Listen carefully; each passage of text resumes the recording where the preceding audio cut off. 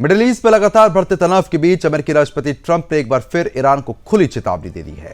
Trump ने साफ शब्दों में कह दिया है कि अगर अमेरिका और ईरान के बीच बातचीत किसी ठोस समझौते तक नहीं पहुंचती तो स्थिति बड़े युद्ध की तरफ साफ तौर पर बढ़ेगी। उन्होंने चेतावनी दी है कि अगर संघर्ष हुआ तो इस बार गोलियां पहले से ज्यादा जोरदार तरीके से चलेंगी। ट्रंप ने यह बयान अपने सोशल मीडिया प्लेटफॉर्म पर एक लंबी पोस्ट के जरिए दिया है। उन्होंने कहा कि ईरान के साथ बातचीत फिलहाल सही दिशा में आगे बढ़ रही है और ये अगर होता है तो ऐतिहासिक डील साबित होगी और नहीं हुआ तो समझौता करना ही नहीं पड़ेगा। ट्रंप ने लिखा है कि अगर डील नहीं होती है तो हम फिर युद्ध के मैदान में होंगे और गोलियां पहले से कई ज्यादा और बड़े पैमाने पर अटैक करेंगी। हालांकि कोई भी ऐसा नहीं चाहता। ट्रंप का यह बयान ऐसे समय पर आ गया है जब मिडिल ईस्ट में अमेरिका, इजराइल और ईरान के बीच तनाव लगातार बढ़ रहा है। हाल के महीनों में क्षेत्र में कई सैन्य घटनाएं हुई, जिसके बाद दुनिया को आशंका है कि अगर बातचीत विफल होती है तो स्थिति बड़े क्षेत्रीय युद्ध में साफ तौर पर बदल सकती है। अमेरिकी राष्ट्रपति ने अपनी पोस्ट में सिर्फ ईरान को ही चेतावनी नहीं दी बल्कि अरब देशों से बड़ी अपील की है। उन्होंने कहा कि अमेरिका की कोशिशों के बाद अब समय आ गया है कि मिडिल ईस्ट के देश अब्राहम समझौते पर हस्ताक्षर कर दें। ट्रंप ने जिन देशों का जिक्र किया उसमें सऊदी अरब, संयुक्त अरब अमीरात, कतर, पाकिस्तान, तुर्की, मिस्र, जॉर्डन और बहरीन शामिल हैं। ट्रंप ने कहा कि इन देशों को इस समझौते में शामिल होकर क्षेत्र में स्थिरता और शांति के लिए आगे आना चाहिए। उन्होंने कहा कि संभव है कि एक या दो देशों के पास ये समझौते से बाहर रहने के अपने कारण हो, लेकिन अधिकांश देशों को ऐसे ऐतिहासिक अवसर मानना चाहिए। ट्रंप ने यह भी कहा है कि अगर ईरान भी अमेरिका के साथ समझौते पर हस्ताक्षर कर देता है तो उसे भी इस वैश्विक गठबंधन का हिस्सा साफ तौर पर बनकर सम्मान ही मिलेगा। दरअसल अब्राहम समझौता साल 2020 में ट्रंप प्रशासन की पहल पर हुआ था। इसके तहत कुछ अरब देशों ने पहली बार औपचारिक रूप से इजराइल के साथ अपने रिश्ते सामान्य किए थे।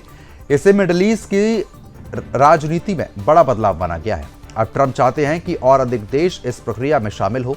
विशेषज्ञों का यह मानना है कि ट्रंप का यह बयान सिर्फ कूटनीतिक दबाव नहीं बल्कि ईरान के लिए सीधी रणनीतिक संदेश भी है। अमेरिका लगातार ईरान के परमाणु कार्यक्रम और उसके क्षेत्रीय प्रभाव को लेकर चिंता जता रहा है। वहीं इजराइल भी साफ कर चुका है कि वह किसी भी कीमत पर ईरान को परमाणु हथियार हासिल नहीं करने देगा। मिडिल ईस्ट के मौजूदा स्थिति में ट्रंप की यह चेतावनी इसलिए भी अहम मानी जा रही है क्योंकि हाल ही में अमेरिका और इजराइल के बीच कई उच्च स्तरीय बैठक हुई हैं। इजरायली प्रधानमंत्री नेतन्याहू पहले ही कह चुके हैं कि अमेरिका और इजराइल की नीति एक जैसी है और दोनों देश ईरान के खिलाफ सख्त रुख अपनाए हुए हैं। ट्रंप की पोस्ट के बाद आपको बता दें कि एक बार फिर दुनिया की नजरें मिडिल ईस्ट पर टिक गई है। अगर बातचीत सफल होती है तो क्षेत्र में तनाव कम हो सकता है, लेकिन अगर वार्ता विफल होती है तो अमेरिका और ईरान के बीच टकराव और गंभीर रूप लेगा। ऐसे में आने वाले दिन मिडिल ईस्ट के लिए नहीं बल्कि पूरी दुनिया के लिए लगातार बेहद ज्यादा महत्वपूर्ण माने जा रहे हैं।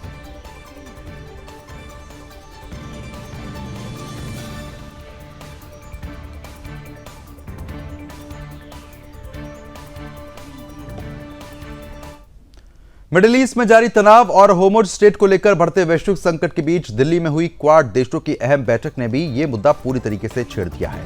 दुनिया के सबसे महत्वपूर्ण समुद्री व्यापारिक लाइफलाइन माने जाने वाले होर्मुज़ स्ट्रेट को लेकर अभी भी संशय बरकरार है और इसी वजह से पूरी दुनिया में ऊर्जा संकट और सप्लाई चेन को लेकर हाहाकार मचा हुआ है। ऐसे माहौल में भारत की राजधानी दिल्ली में हुई क्वाड देशों की विदेश मंत्रियों की बैठक को बेहद अहम माना जा रहा है। बैठक में भारत, अमेरिका, जापान और ऑस्ट्रेलिया के विदेश मंत्रियों ने होर्मुज़ स्ट्रेट में जहाजों के आवाजाही और समुद्री सुरक्षा को लेकर विस्तार से चर्चा की है। माना जा रहा है कि इस बैठक से ईरान के लिए एक भी बड़ा रणनीतिक संदेश जो है वो नहीं दिया गया। दुनिया की बड़ी समुद्री शक्तियां अब इस मुद्दे पर एकजुट होती दिख रही है। बैठक के बाद साझा प्रेस कॉन्फ्रेंस में भारत के विदेश मंत्री एस जयशंकर ने कहा कि मौजूदा समय में दुनिया कई गंभीर चुनौतियों का सामना कर रही है।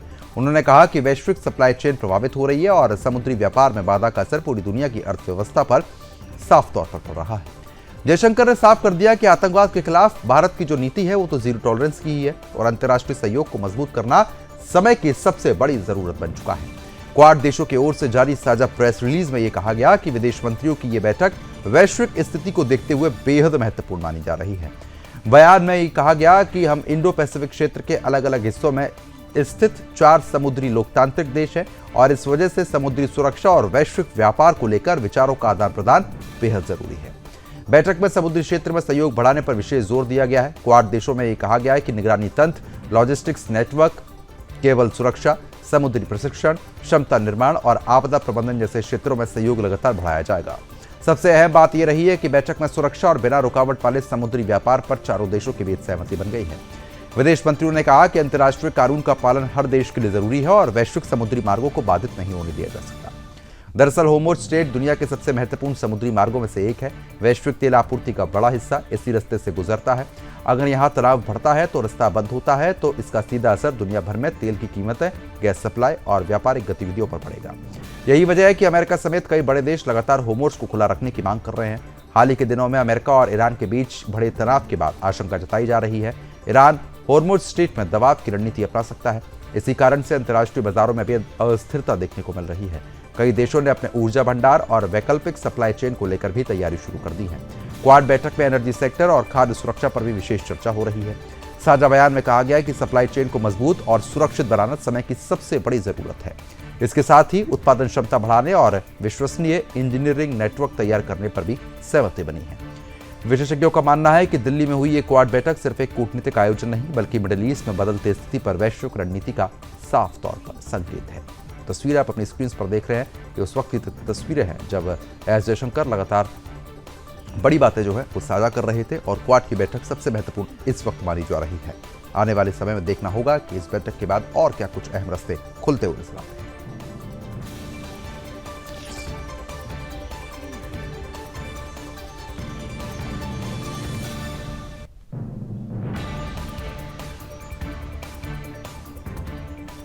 अमेरिका और पाकिस्तान के बीच इजरायल को मान्यता देने और अब्राहम अकॉर्ड्स में शामिल होने को लेकर एक बड़ा कूटनीतिक टकराव सामने आ गया। अमेरिकी राष्ट्रपति ट्रंप द्वारा दिए गए बयान के बाद पाकिस्तान ने साफ शब्दों में इस प्रस्ताव को खारिज कर दिया है और इसे अपने बुनियादी विचारधारा के खिलाफ बताया है।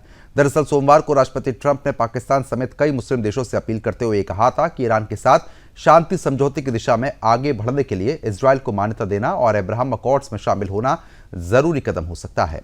ट्रंप की शर्त ने अंतर्राष्ट्रीय राजनीति में एक नई बहस को जन्म दे दिया और पाकिस्तान के सामने एक बेहद संवेदनशील कूटनीतिक स्थिति खड़ी कर दी गई।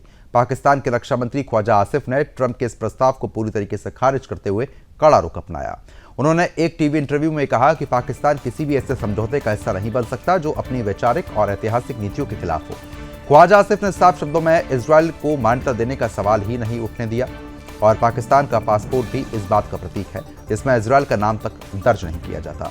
ये बयान ऐसे समय पर आया जब अमेरिका अब्राहम अकॉर्ड को और व्यापक बनाने की कोशिश में लगा हुआ है। ये वही समझौता है जो 2020 में अमेरिका की मध्यस्थता से इजरायल, यूएई और बहरीन के बीच हुआ था। बाद में मोरक्को, सूडान और कजाकिस्तान में भी इसको शामिल किया गया। लेकिन पाकिस्तान के लिए मुद्दा सिर्फ कूटनीति का नहीं बल्कि घरेलू राजनीति और धार्मिक भावनाओं से जुड़ा हुआ है। अगर पाकिस्तान इस दिशा में कोई कदम उठाता है तो उसे देश के भीतर भारी विरोध और राजनीतिक अस्थिरता का सामना करना पड़ सकता है। दूसरी तरफ अगर वह अमेरिका की बात नहीं मानता तो वॉशिंगटन के साथ उसके संबंधों पर असर पड़ सकता है। विशेषज्ञों के मुताबिक पाकिस्तान फिलहाल दोहरे दबाव में है और एक तरफ अमेरिका की रणनीतिक मांगों और दूसरी तरफ घरेलू विचारधारा का दबाव। इसी बीच पाकिस्तान ने अपना पुराना रुख दोहराते हुए साफ कर दिया है कि जब तक फिलिस्तीन को सीमाओं के आधार पर स्वतंत्र राष्ट्र का दर्जा नहीं मिलता तब तक इजरायल को मान्यता देने का कोई सवाल जो है वो फिलहाल उठता ही नहीं है। अब देखना यह होगा कि आने वाले समय में मंत्री ख्वाजा आसिफ का इस पर और क्या कुछ रुख रहता है।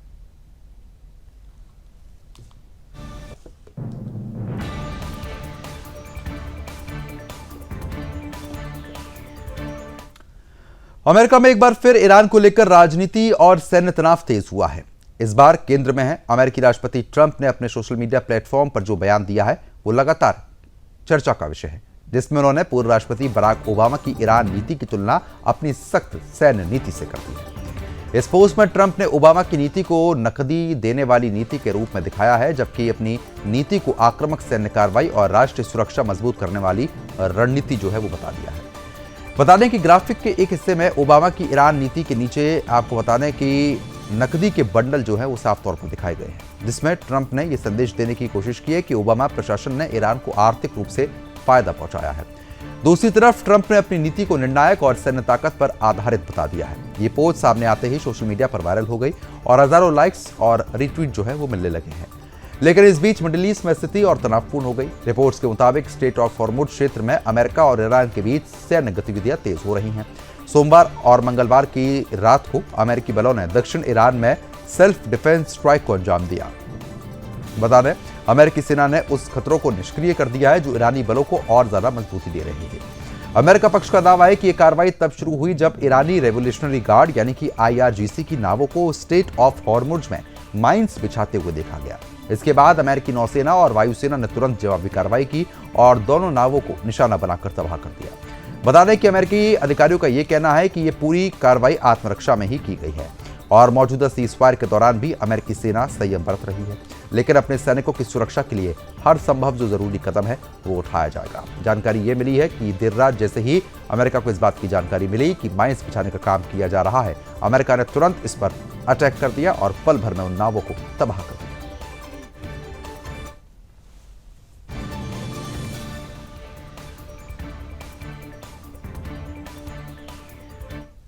चीन के राष्ट्रपति शी जिनपिंग ने पाकिस्तान के प्रधानमंत्री शहबाज शरीफ से मुलाकात कर ली और इस दौरान दोनों देशों के बीच ऑल वेदर पार्टनरशिप को और गहरे करने पर विशेष रूप से मंथन हुआ।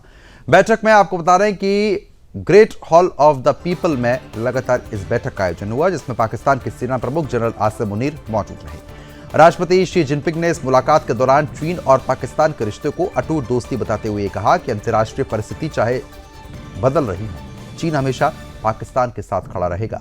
उन्होंने कहा कि दोनों देशों के बीच सहयोग केवल कूटनीति तक सीमित नहीं है, बल्कि ये आर्थिक, व्यापारिक और सुरक्षा स्तर पर बेहद मजबूत है। चीन ने पाकिस्तान को अपने चुनिंदा ऑल वेदर पार्टनर्स में शामिल किया है और जिनपिंग ने ये साफ कहा कि इस साझेदारी को और अधिक मजबूत, गहरा किया जाएगा। पाकिस्तान के प्रधानमंत्री ने भी इस मुलाकात में दोनों देशों के रिश्तों को आयरन ब्रदर यानी कि लोहे जैसे मजबूत भाईचारे की संज्ञा दे दी। उन्होंने कहा कि पाकिस्तान और चीन का रिश्ता दुनिया में एक अनोखा मॉडल है जो समय के साथ और मजबूत हुआ है और इस बैठक के दौरान एक अहम कूटनीतिक पहल चर्चा का केंद्र बन गई, जिसमें पाकिस्तान की भूमिका को सराहा गया। राष्ट्रपति शी जिनपिंग ने कहा कि पाकिस्तान ने अमेरिका और ईरान के बीच शांति वार्ता में सकारात्मक भूमिका निभाने की पूरी कोशिश की है और चीन इस प्रयास की तारीफ करता है। ये बयान ऐसे समय पर आया है जब मिडिल ईस्ट में तनाव लगातार बढ़ रहा है और कई देश शांति बहाली की कोशिशों में जुटे हुए हैं। हालांकि विशेषज्ञों का यह मानना है कि पाकिस्तान और चीन की ये नजदीकियां कई चुनौतियों से साफ तौर पर गुजर रही हैं। देखना होगा कि आने वाले समय में ये रिश्ते किस कदर बदलते हैं या वाकई में चीन एक बार फिर से पाकिस्तान का साथ जरूर देगा।